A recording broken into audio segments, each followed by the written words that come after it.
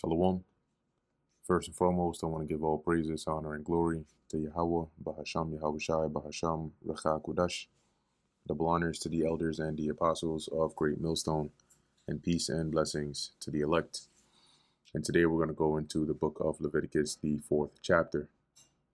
And the Lord Yahweh spake unto Moses, saying, Speak unto the children of Israel, saying, If a soul shall sin through ignorance against any of the commandments of the Lord Yahweh, concerning things which ought not to be done, and shall do against any of them. So, not knowingly, you break the commandments of the Lord. This is the protocol. If the priest that is anointed do sin according to the sin of the people, and when you look this up, they'll tell you that pretty much if the anointed priest sins, therefore bringing guilt on the people,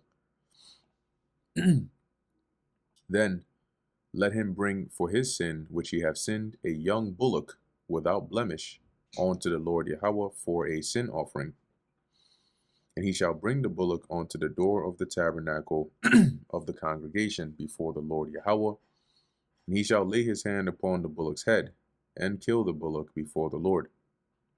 And the priest that is anointed shall take of the bullock's blood, and bring it to the tabernacle of the congregation. And the priest shall dip his finger in the blood, and sprinkle of the blood 7 times before the Lord, before the veil of the sanctuary. So he would take the blood, he would go into, pull this up here, tabernacle in the wilderness. Guess we're back with this one again. So he would go into the holy place, and before, he wouldn't go in, but before the veil, right, he would sprinkle the blood 7 times. Verse 7, and the priest shall put some of the blood upon the horns of the altar of sweet incense before the Lord. And that's the altar that's actually in the holy place, which is in the tabernacle of the congregation, and shall pour all the blood of the bullock at the bottom of the altar of burnt offering. So after this, after sprinkling the blood and putting it on the horns of the altar of incense, he would now go out of the holy place and pour the blood at the bottom of the altar of burnt offering, which is out here,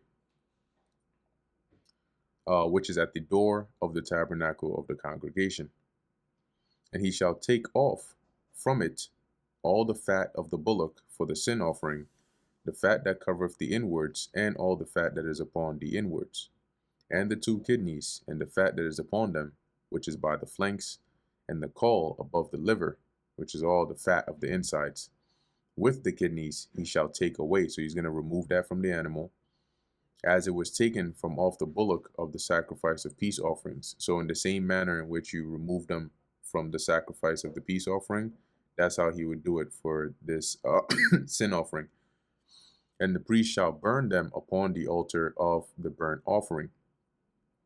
And the skin of the bullock, and all his flesh, with his head, and with his legs, and his inwards, and his dung.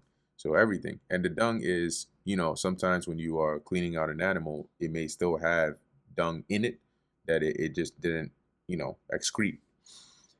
So basically everything else is what it's saying here. Even the whole bullock shall he carry forth without the camp onto a clean place.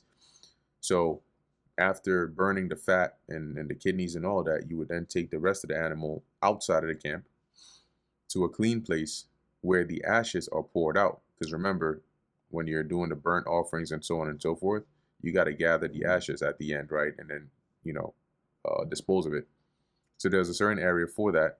And that's where you would take this bullock that's already dead and burn him on the wood with fire. Where the ashes are poured out, shall he be burnt. So this is the protocol if the anointed priest sins. And if the whole congregation of Israel sin through ignorance, so if the entire, community or Israel congregation they break some commandment, right, through ignorance, and the thing be hid from the eyes of the assembly, so it's not known, and they have done somewhat against any of the commandments of the Lord Yahweh concerning things which should not be done, and are guilty. When the sin which they have sinned against it is known, so when they realize, oh shoot, we actually went off when we did this or in doing that, then the congregation shall offer a young bullock for a sin or for the sin.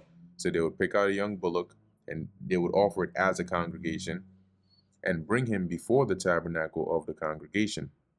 And the elders of the congregation shall lay their hands, because they would represent the people, shall lay their hands upon the head of the bullock before the Lord Yahweh, and the bullock shall be killed before the Lord.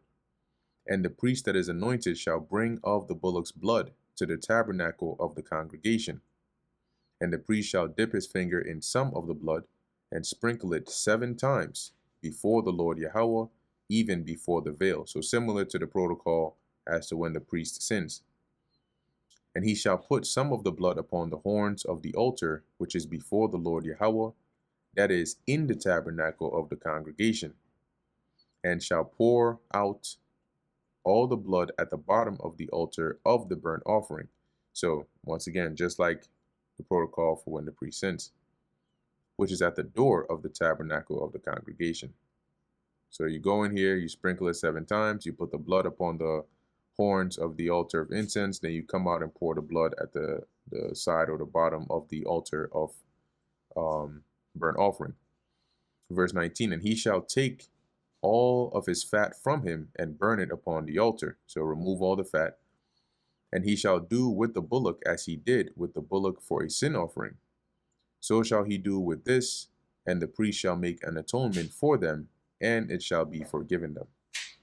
And he shall carry forth the bullock without the camp, and burn him as he burned the first bullock. It is a sin offering for the congregation. So that's how you handle a sin offering if the priest goes off or if the entire congregation goes off. Verse 22, when a ruler hath sinned and done somewhat through ignorance against any of the commandments of the Lord Yahweh, his God, concerning things which should not be done, and is guilty. So he did it without realizing it or without knowing, and is guilty. If this is a ruler, that is, or if his sin wherein he hath sinned come to his knowledge, right? So either he is found guilty, or the Lord puts it in his mind, and he realizes, oh shoot, I went off. He shall bring his offering a kid. Okay, notice the difference in the animal here. For the ruler, it would be a kid, a baby goat, right? Of the goats, a male without blemish. And he shall lay his hand upon the head of the goat and kill it in the place where they kill the burnt offering before the Lord. It is a sin offering. And the priest shall take of the blood of the sin offering with his finger and put it upon the horns of the altar of burnt offering. So notice, this time the priest doesn't go into the holy place to sprinkle it 7 times or put it on the horns of the altar of incense. Rather, he would put the blood on the horns of the burnt offering, or the altar of the burnt offering, okay, that is outside, and shall pour out his blood at the bottom of the altar of burnt offering. And he shall burn all his fat upon the altar, as the fat of the sacrifice of peace offerings.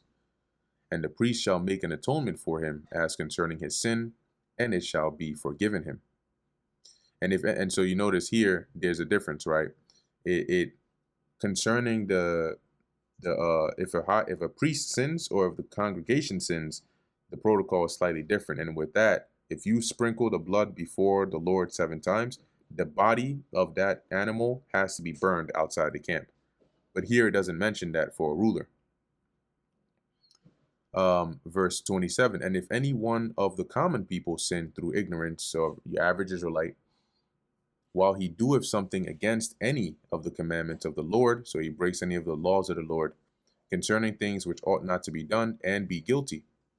Or if his sin, which he hath sinned, so you did something you didn't know, but now like everybody's like, yo, you weren't supposed to do that, you went off, you're found guilty.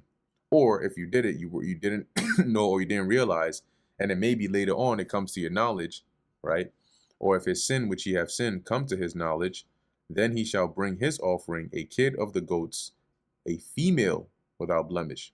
So the ruler, it would be a male, But for a common person, it would be a female, without blemish, no deformities, for his sin which he hath sinned.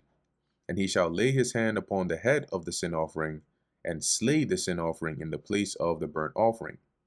And the priest shall take of the blood thereof with his finger, and put it upon the horns of the altar of burnt offering, and shall pour out all the blood thereof at the bottom of the altar, similar to the way he would do it if a ruler had sinned.